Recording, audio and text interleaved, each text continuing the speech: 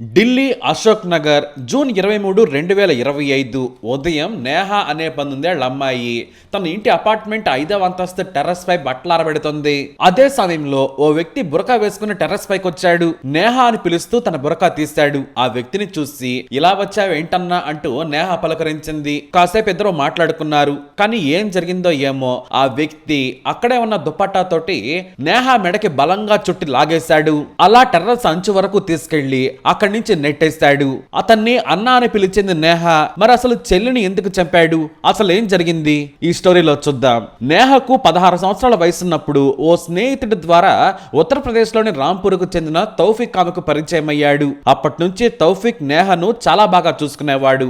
ఎంతలా అంటే నేహకు ఏదైనా జరిగితే తల్లడిల్లిపోయేవాడు. ఆమెకు చిన్న ఇబ్బంది వచ్చినా ఆందోళన చెందేవాడు. నేహ కాస్త బాధగా అనిపించినా అతడు ముఖం మారిపోయేది. అంత ప్రేమగా చూసుకునేవాడు. ఆ ప్రేమకు ఆ కేర్కు నేహ కూడా మురిసిపోయేది. నాకు సొంత అన్న ఉన్నా కూడా ఇలా చూసుకునేవాడు కాదేమో అంటూ ఎన్నోసార్లు అంది నేహ. అతన్ని తౌఫిక్ బాయ్ అని పిలిచేది. తౌఫిక్ కూడా నేహను సొంత చెల్లిలానే చూసుకునేవాడు. ప్రతి రాఖీ పౌర్ణమికి నేహ తౌఫిక్ కి రాఖీ కట్టేది. ఇలా ఇద్దరు అన్నా చెల్లెల అనుబంధం చాలా స్ట్రాంగ్ అయింది. ఒకరి ఇంట్లో ఒకరు పరిచయం చేసుకున్నారు. ఇలా తౌఫిక్ నేహ ఇంటికి వచ్చి వెళ్లేవాడు. నేహ ఎక్కడికన్నా బయటికి వెళ్లాలన్నా అలాగే కాలేజీకి వెళ్లేటప్పుడు కానీ వచ్చేటప్పుడు కానీ ఈ తౌఫిక్ సాయం కూడా తీసుకునేది. అలా ఇద్దరి మధ్య పరిచయం పెరిగే కొద్దీ నేహ మొత్తం తౌఫిక్ కంట్రోల్లోకి వెళ్ళిపోయింది. తనకు 19 ఏళ్ళు వచ్చేసరికి ఏది చేయాలన్నా కూడా తౌఫికే చెబుతూ ఉండేవాడు. అంతగా తౌఫిక్ నేహను కంట్రోల్ చేసేవాడు. ఏం బట్టలు వేసుకుంటావు, ఎవరితో మాట్లాడుతున్నావు, నీ కాల్ డీటెయిల్స్ చూపించు అంటూ ఒత్తిడి చేసేవాడు.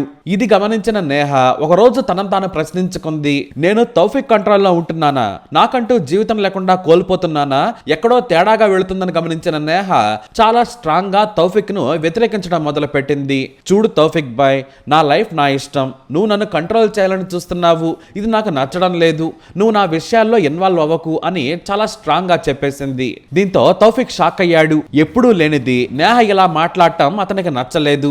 ఇలా అయితే చాలా కష్టం, చేయి దాటిపోతుంది అనుకున్నాడు. వెంటనే నేహను గట్టిగా పట్టుకున్నాడు. చూడు నేహ, నువ్వంటే నాకు చాలా ఇష్టం, నేను నిన్ను ప్రాణంగా ప్రేమిస్తున్నాను, పెళ్లి చేసుకోవాలనుకుంటున్నానని చెప్పాడు. అంతే. ఆ మాటలు విన్న నేహ ఒక్కసారిగా షాక్ అయింది. నీకేమైనా పిచ్చా? ఏం మాట్లాడుతున్నావు? నువ్వు నన్ను ప్రేమించడం ఏంటి? నేను నీకు ప్రతి సంవత్సరం రాఖీ కడుతున్నాను, గుర్తుందా? నేను నిన్ను అన్నయ్య అని పిలుస్తున్నాను, నీకేమన్నా అర్థమవుతుందని ప్రశ్నించింది. అవన్నీ నాకు తెలియదు, నువ్వంటే నాకు ఇష్టం, నేను నిన్ను పెళ్లి చేసుకుంటానన్నాడు. పెళ్లి లేదు గిళ్ళి లేదు, పిచ్చి పిచ్చిగా మాట్లాడుకొని నేహ అక్కడి నుంచి వెళ్లిపోయింది. అంతేకాదు ఆ రోజు నుండి తౌఫిక్ ని లైట్ తీసుకుంది. అదే నేహ చేసిన తప్పు. ఆ రోజు నుండి తౌఫిక్ రోజు టార్చర్ చేయడం మొదలు పెట్టాడు. ప్రేమించమని భయపెట్టేవాడు. ప్రేమించకపోతే చంపేస్తానని బెదిరించడం మొదలు పెట్టాడు. ఈ వేధింపులను తట్టుకోలేని నేహ తౌఫిక్ గురించి ఇంట్లో చెప్పింది. దీంతో వాళ్ళు కూడా మొదట షాక్ అయ్యారు. ఎంతో మంచోడు అనుకున్నాం, సొంత అన్నలా చెల్లిని చూసుకుంటున్నాడు అనుకున్నాం, కానీ మనసులో ఇలా పెట్టుకుంటాడు అనుకోలేదని తండ్రి కూడా బాధపడ్డాడు. అయితే ఓ రోజు సరాసరి తౌఫిక్ నేహ ఇంటికి వెళ్లిపోయాడు. పేరెంట్స్ తో గొడవ పడ్డాడు. ఆ రోజు అతడి ప్రవర్తన చూస్తే ఏదో పిచ్చి పట్టిన వాడిలా ఉన్నాడు. నేహను ఏం చేస్తాడా అని పేరెంట్స్ కూడా భయపడ్డారు. కానీ ఈ విషయాన్ని పోలీసుల వరకు తీసుకెళ్లలేదు. అదే వాళ్ళు చేసిన తప్పు. వారి మంచితనం తౌఫిక్ కు చేతకానితనంగా కనిపించింది. నేహను ఇంకా టార్చర్ చేయడం మొదలు పెట్టాడు. అప్పటికే ఎంతో విసిగిపోయింది నేహ. ఇక వీడు మారడు అన్నట్టుగా అతన్ని పట్టించుకోవడం మానేసింది. తౌఫిక్ రెస్పాండ్ అవ్వలేదు. దీంతో తౌఫిక్ నేహపై కోపం పెంచుకున్నాడు. పగతో రగిలిపోయాడు. ప్రేమిస్తున్నాను అంటే కనీసం పట్టించుకోదా, ఎంత అహంకారం, నాకేం తక్కువ అనుకుంటూ నేహను భూమి మీదే లేకుండా చేయాలనుకున్నాడు. పక్కాగా ప్లాన్ వేశాడు. జూన్ 24, 2025 ఉదయం నేహ అపార్ట్మెంట్ టెర్రస్ పై బట్టలు ఆరబెడుతూ ఉండగా చాలా సింపుల్ గా బురకా వేసుకుని లోపలికి వెళ్ళిపోయాడు. ఆ అపార్ట్మెంట్ లో అణువణువు అతనికి తెలుసు. ఎందుకంటే నేహ కోసం గత 3 ఏళ్లుగా వస్తూనే ఉన్నాడు. అయితే బట్టలు ఆరబెడుతున్న నేహ దగ్గరకు వెళ్లి నా గురించి ఏం చేశావని అడిగాడు. నన్ను ప్రేమించు, నాకన్నా మంచోడు నీకు దొరుకుతాడా, ఎంత బాగా చూసుకునేవాడిని నిన్నంటూ చెప్పుకొచ్చాడు. నేహ ఎప్పట్లాగే ఒప్పుకోలేదు. దీంతో కోపంతో రగిలిపోయాడు తౌఫిక్. వెంటనే అక్కడే ఉన్న తడి దుప్పట్టా తీసుకొని మెడకు చుట్టేసి టెర్రస్ చివరి వరకు లాకెళ్లిపోయాడు. అక్కడి నుంచి తోసేశాడు. అయితే సరిగ్గా అదే సమయంలో కూతురు ఎంతసేపు అయినా కిందికి రాకపోవడంతో తండ్రి టెర్రస్ పైకి వచ్చాడు. అక్కడ తౌఫిక్ ఉన్నాడు. చూసి షాక్ అయ్యాడు. బురకా తెరిచి ఉండడంతో తౌఫిక్ ని ఆయన క్లియర్ గా చూశాడు. కానీ తౌఫిక్ నేహ తండ్రిని నెట్టే చేసి స్పీడ్ గా పారిపోయాడు. తండ్రి లేచి ముందు నేహ దగ్గరకు వెళ్లాడు. గాయపడిన నేహను కుటుంబ సభ్యులు వెంటనే జీటీపీ ఆసుపత్రికి తరలించారు. సుమారు 5 గంటల పాటు మృత్యుతో పోరాడిన నేహ చికిత్స చికిత్స పొందుతూ అదే రోజు సాయంత్రం మరణించింది. ఈ లోపు పోలీసులకు సమాచారం అందించారు. అన్ని వివరాలు తీసుకుని తౌఫిక్ కోసం వెతకడం మొదలు పెట్టారు. తౌఫిక్ మొదట ఉత్తరప్రదేశ్ కు పారిపోయాడు. కానీ ఢిల్లీ పోలీసులు గాలించి ఆ మరుసటి రోజు రాత్రి ఉత్తరప్రదేశ్ లోని రాంపూర్ జిల్లాలో అతన్ని అరెస్ట్ చేశారు. హత్య కేసు సెక్షన్ల కింద కేసు నమోదు చేసి దర్యాప్తు చేపట్టారు. ఈ ఘటన స్థానికంగా తీవ్ర ఉద్రిక్తతలకు దారితీసింది. బాధితురాలి కుటుంబానికి న్యాయం చేయాలని కోరుతూ పెద్ద ఎత్తున నిరసనలు కూడా జరిగాయి. మొదట చెల్లి అంటూ వచ్చాడు, ఆ తర్వాత ప్రేమన్నాడు, పెళ్ళన్నాడు. కానీ నేహ మాత్రం తన్నే అన్నయ్యగానే చూసింది. రాఖీ కూడా కట్టింది. ఓ రాఖీ కట్టిన వాడిని ఎలా పెళ్లి చేసుకుంటుంది అన్న జ్ఞానం కూడా అతనికి రాలేదు. మరి తౌఫిక్ ప్రవర్తనపై మీరేమంటారు? మీ అభిప్రాయాన్ని తప్పకుండా కమెంట్ ద్వారా తెలియజేయండి. వీడియో అప్డేట్స్ కోసం మై ఛానల్ ఫాలో అవ్వండి. తప్పకుండా సబ్స్క్రైబ్ చేసుకోండి.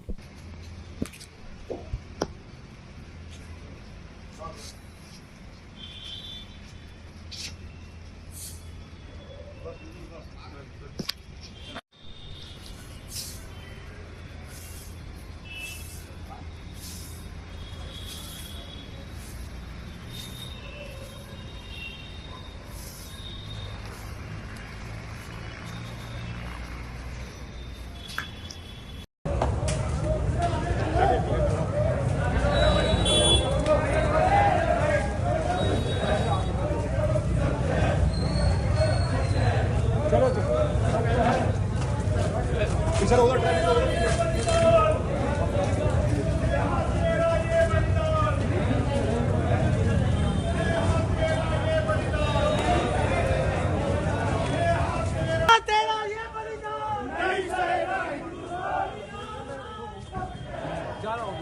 ठीक है।